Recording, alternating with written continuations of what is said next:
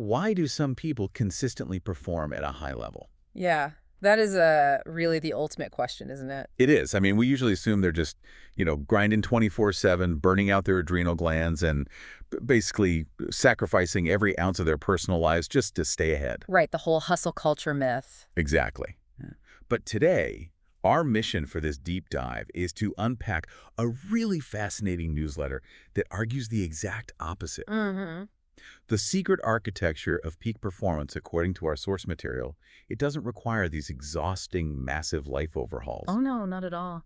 It's actually, well, it argues that sustainable success relies on mastering what are known as keystone habits and structuring really intentional daily routines. Yeah, and we are talking directly to you here. Right. Whether you're an executive trying to lead a team, an entrepreneur building a business from the ground up, Yeah. a student facing down rigorous exams, or honestly, just someone looking to extract a bit more clarity out of your day. Right, anyone looking to just, get better. Exactly.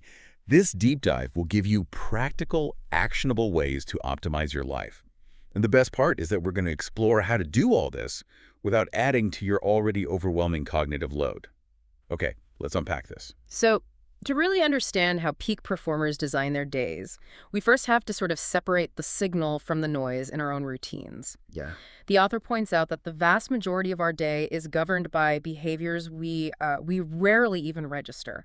Like what? Like, we wake up, we commute, we execute our basic job functions, we do the dishes, and then we just fall into bed. The author categorizes these as non-negotiables. Okay, so just the mundane routines of daily survival, basically. Exactly. I mean, they keep the lights on, so to speak, but they do not drive you forward. Mm. If you analyze a typical day, you start to realize a lot of energy just goes into treading water. Trading water. Yeah. That is a really great way to put it. You're expending energy, but you aren't actually changing your position. Right, you're just staying afloat. Yeah. So to change your position, the author introduces the core concept of the newsletter, which is Keystone Habits. Mm. And a Keystone habit, it isn't just another task on your to-do list. It possesses a much, much higher potency because it creates this positive, compounding ripple effect into literally every other area of your life. It's powerful stuff. It really is. It feels like we're talking about the first domino in a massive chain reaction. Yeah. You focus your energy solely on knocking over that single specific piece, and the resulting momentum automatically takes down a dozen other pieces for you. Yeah, that's the perfect analogy. But let me push back on this a little bit. Okay, sure. Is it really just about doing one quote-unquote good thing to kick off a sequence? Or is there a fundamental, neurological shift happening in your brain when you establish a keystone habit? That's a great distinction. Because, brushing my teeth every day is a good habit, but doing it doesn't automatically upgrade my executive function. Right. What's fascinating here is how the author identifies the absolute bedrock of all keystone habits, which is self-discipline. Okay. The newsletter notes that without a baseline of self-discipline, nothing else works. It is the ultimate prerequisite. So you have to have that foundation first. Exactly. So to address your pushback, establishing a true keystone habit does fundamentally alter your internal wiring. When you keep a tiny, difficult promise to yourself, you are initiating a dopamine-driven feedback loop. Oh, wow. So you're basically proving to your subconscious that you can hold a standard. Yes, Right. that psychological shift builds your baseline self-discipline. It's less like knocking over a single domino and more like installing a fundamental operating system update in your brain. An operating system update. I love that. Yeah, and once that new operating system of self-discipline is running, it becomes the engine that literally powers everything else you attempt. So the first domino is actually proving to yourself that you possess the agency to push a domino over it all. Precisely. Because if you cannot establish that internal identity of a disciplined person, the rest of the performance architecture just sort of collapses under pressure. Right, that internal shift is mandatory. You have to be disciplined enough to execute the specific foundational habits the author outlines because they form the physical and mental infrastructure of high performance. Okay, well, let's look at the specific habits the source material recommends we build this infrastructure upon. Let's do it. The author starts with two things that might sound incredibly basic, but they're often the first to be compromised. And those are sleep and diet. Yeah, and we really cannot gloss over these just because we've, heard them a million times before. Right. The author emphasizes that getting high-quality sleep directly dictates your focus, your memory, and your decision-making capabilities. It's all biological, isn't it? 100%. From a biological standpoint, if your sleep is compromised, your prefrontal cortex, which is the part of your brain responsible for complex problem solving and emotional regulation, it's severely impaired. Yeah, you cannot lead a team or grow a business if your executive function is literally starved of recovery time. And I imagine diet plays right into that same engine. Exactly. The text notes that diet has profound consequences for your overall health. I mean, you cannot expect a high output physical and mental engine to run smoothly on low quality fuel. Makes total sense. Uh-huh. Which leads directly into the author's next keystone habit, which is exercise. Mm-hmm. And the newsletter frames this in a way that really reframes the whole conversation around fitness. The author states that if exercise were a medication, like an actual pill you could swallow, it would easily be the most prescribed medication in the world. It's such a striking image, and the source material backs that up with a very specific list of undeniable benefits. Like what? Well, we're talking about critical impacts on heart health, lung capacity, and even digestion. It increases bone density and your overall physical nimbleness. Oh, wow. Yeah, and the text specifically highlights that it reduces the risk of some cancers and significantly lowers the likelihood of developing type 2 diabetes. That is incredible for just one habit. Right, but beyond just avoiding disease, physical movement actually regulates cortisol. The stress hormone. Exactly. It flushes biological stress out of your system, which clears the mental fog and allows you to operate at your peak. So it's really the ultimate preventative and performance-enhancing intervention. Yes, absolutely. But the author doesn't restrict keystone habits just to the physical body.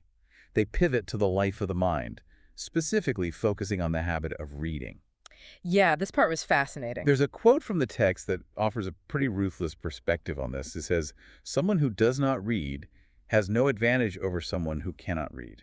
That is just an incredibly striking perspective. Yeah. If you possess the cognitive ability to read, but you actively choose not to, you are voluntarily operating at the exact same informational deficit as someone who is entirely illiterate. Which is wild to think about. It is. The author explains that reading expands your mind and broadens the horizon of what's possible for your life. It builds this really unique kind of intellectual confidence.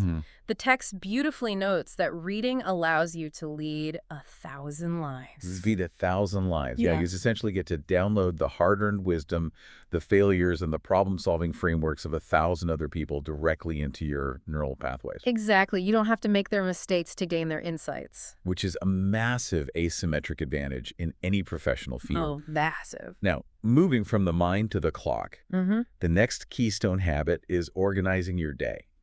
And the author actually shares their own personal weekly schedule to illustrate how to eliminate chaos. Yeah, and the structure the author uses is intensely deliberate. How so? Well, they eliminate the daily friction of figuring out what they should be doing by locking in a rigid weekly template. So Mondays and Fridays are strictly designated as days off where they try not to do anything work-related at all. Tuesdays and Thursdays are entirely dedicated to their regular job. Then Wednesdays, Saturdays, and Sundays are explicitly reserved for working on their own business. Wow. So that level of compartmentalization, it just completely removes decision fatigue. Yes, that's the whole point. I mean, if you wake up and it's a Thursday, you don't burn precious cognitive energy debating whether you should rest, work on your startup, or answer emails for your day job. The decision was already made weeks ago. You just execute. Exactly. And all of that conserved mental energy can then be applied to the actual quality of your work. That's brilliant. But I do want to zero in on the author's final example of a keystone habit, because it feels like a sharp left turn. Oh, I know which one you're talking about. The habit is wearing nice clothes. Yeah. I have to playfully push back on this. Are we seriously wearing a nice shirt on the exact same tier of importance as cardiovascular health and avoiding diabetes? I know. It absolutely sounds superficial at first glance. But if we dive into the deeper psychological context the author provides, the inclusion actually makes perfect sense for peak performance. Okay, walk me through it. The text explains that taking advantage of the luxury of nice clothes directly impacts your self-image and your internal self-confidence. Psychologists often refer to this as enclothed cognition. Enclothed cognition. Yes, it's the idea that the clothes you wear actually influence your psychological processes. Oh, interesting. So the mechanism here is that altering how you feel internally instantly changes how you project yourself externally to the world. Precisely. The author points out that this changes the way you come across to others. When you feel put together, your posture physically aligns, your communication becomes more assertive, and the way colleagues or clients receive your ideas shifts dramatically. Because they're picking up on that confidence. Exactly. And then that external validation reinforces your internal confidence. It's a psychological ripple effect that directly elevates your professional performance. Okay, the mechanism actually makes sense. The internal feeling drives the external result. Yeah. So we have this really robust architecture of habits now. Establishing self-discipline, optimizing sleep and diet, taking the exercise pill, downloading wisdom through reading, protecting cognitive load by organizing your day, and managing your self-image through how you dress. It's a solid list. It is, but knowing the mechanics of what to do is the easy part. The real friction is that actually sticking to these behaviors is where the vast majority of people fail. Oh, without a doubt. So let's shift gears and look at the practical mechanics of how we lock these behaviors in permanently. Okay, so the author provides a golden rule for adopting new Keystone habits, and it completely subverts our natural instincts. What is it? Well, when we're feeling motivated, we want to go all in, right? Yeah, of course. But the rule is start so small that it is almost impossible to fail. The author insists that you must be strictly consistent. You cannot miss a single day. So no 0 days. Exactly. You carry on with a microscopic action until the habit completely locks in, and only then do you scale it up. Okay, and to make sure we actually execute that tiny action every day, the author breaks down 4 highly specific strategies. Yes, the 4 pillars. Right. The first pillar is to make it obvious. We're talking about environmental design here. Friction is the enemy of consistency. 100%. So if your goal is to organize your days, the author says you must put your calendar app squarely on your phone's home screen. Or, if you prefer analog, leave your physical diary open on the kitchen table. The visual cue for the habit must be unavoidable. You're basically removing the need to rely on your memory. Exactly. And then the second strategy tackles motivation. Make it attractive. Yeah. You have to link the new, potentially uncomfortable habit to something your brain already actively craves. Give me an example. Well, the author uses their own routine as an example. They genuinely love listening to music, so they strictly pair their favorite playlists with exercising, which is an activity they might not naturally look forward to. Okay. Yeah, they're basically hijacking the dopamine from the music to make the exercise appealing. That's smart. And if you can't logically pair the habit with an immediate pleasure, the author suggests a really fascinating mental trick, which is to extensively research the benefits of the habit to artificially build your desire for it. Oh, I love this one. Right? Like, if your keystone habit is saving money, spend dedicated time reading about the psychological freedom and the physical security that financial independence brings. By visualizing the end state, you actually make the mundane act of transferring funds feel deeply attractive. Yeah, you're building the craving. Exactly. So the third pillar focuses heavily on execution. Make it easy. This expands on what you mentioned about friction, but it's really about removing physical obstacles. Okay. The author shares a very practical, almost counterintuitive example. They leave their foldable exercise bike completely unfolded right in the middle of their living room, ensuring there are no obstructions around it whatsoever. See, a lot of people would say that ruins the aesthetic of the living room, but the underlying logic is brilliant. The human brain constantly calculates energy expenditure. Yes, it does. If that bike is folded up and shoved in the back of a closet, the moment you think about exercising, your brain calculates the energy required to walk to the closet, move the coats, drag the bike out, and unfold it. And that's usually game over. Right. That micro-friction is enough to make you default to the couch. Oh. But by leaving it out in the open, the energy calculation is near zero. Getting on the bike becomes the literal path of least resistance. And making it easy also applies to time management. The author notes that you must schedule the habit when you have plenty of free time, guaranteeing it never clashes with conflicting responsibilities that could serve as an excuse to skip it. Which brings us to the final strategy. Make it satisfying. You have to manufacture a reward, so your neurological pathways crave repeating the action tomorrow. Yeah. The author outlines a fantastic mechanism for this, specifically regarding saving money. Instead of just letting your saved cash sit invisibly in your main checking account where it gets mentally categorized as unspent money, you calculate exactly what you saved at the end of the month and physically transfer it into a tangible, separate account. Because you need a concrete visual representation of your progress. Exactly. And the author takes it one step further to really wire in the reward. They suggest treating yourself to a nourishing, high-quality meal immediately after you complete that transfer. Here's where it gets really interesting. I want to circle back and challenge that foundational start small advice the author gave earlier. Okay, let's hear it. Let's look at the mechanics of fitness. If I'm trying to get in shape and I follow the advice to start so small that I only do one single sit-up a day, isn't that mathematically useless? I mean, my muscle fibers are not going to break down and rebuild from a single sit-up. This raises an important question, and it really highlights a critical trap that derails most ambition. You are looking at the one sit-up through the lens of immediate physical transformation, but the author is looking at it through the lens of neurological architecture. Oh. When you commit to doing one sit-up a day, you are absolutely right that you are not building abdominal muscles. Right. What you are doing is establishing the neural pathway of consistency without fail. You are proving to your subconscious identity that you are the type of person who works out every single day, regardless of how you feel. Wow. Okay. And once that pathway is structurally locked into your brain, scaling the volume from one sit-up to 50 is relatively frictionless because the habit itself is already automated. That makes a lot of sense. But if you try to start with 50 sit-ups on day one, you will inevitably exhaust your limited supply of willpower and break the chain entirely. So you aren't building the muscle, you're building the habit of the habit. Exactly. The repetition of the sequence is way more important than the intensity of the action, at least in the beginning. Yes. The intensity comes later, once the architecture is secure. Okay, so once we have these tiny bulletproof habits locked in, they need to live somewhere in our daily schedule. Yeah. That brings us to how we design our routines. How do we sustainably integrate all these positive behaviors into our day without causing massive burnout? Well, the author strongly emphasizes that routines must be highly intentional. You have to consciously decide exactly when and where a habit takes place. Right. But the most critical insight the text offers regarding routines is the necessity of pacing. You cannot sprint through your personal development. So no rushing. No rushing.